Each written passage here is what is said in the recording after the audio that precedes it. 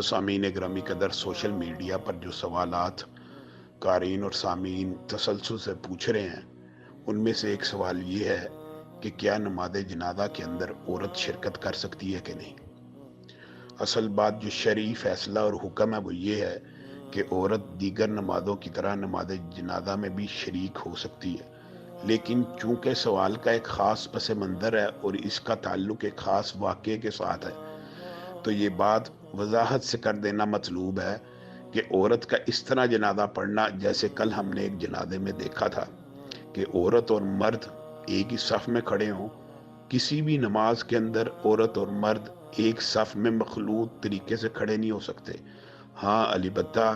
ایک چیز کی اجازت اسلام اور شریعت میں موجود ہے، وہ یہ ہے کہ عورت اور مردوں کی صفیں پیرلل بن سکتی ہیں، بشرط یہ کہ درمیان میں کوئی دیوار ہو،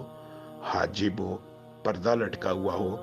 اور ایک دوسرے سے مس ہونے کا سرے سے کوئی گمان اور اندیشہ ہی نہ ہو۔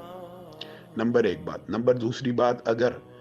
حاجب، دیوار یا پردہ نہیں ملتا، پھر عورت کیسے نماز پڑھے گی؟ اس کے بارے میں شریعت میں واضح احکامات موجود ہیں کہ مردوں کے آخر میں عورت کی صف شروع ہوگی، مردوں کے آخر سے، مردوں کی صفیں ختم ہونے کے بعد عورتوں کی صف شروع ہوگی۔ اور جہاں تک اس جنازے کا تعلق ہے تو یہ بات تو بہت واضح ہے کہ جس لباس اور جس حلیے میں عورتوں نے نماز کو ادا کیا، یہ نماز جنازہ کیا، کوئی بھی نماز اس طرح کی حالت میں اللہ رب العزت قبول نہیں فرماتے۔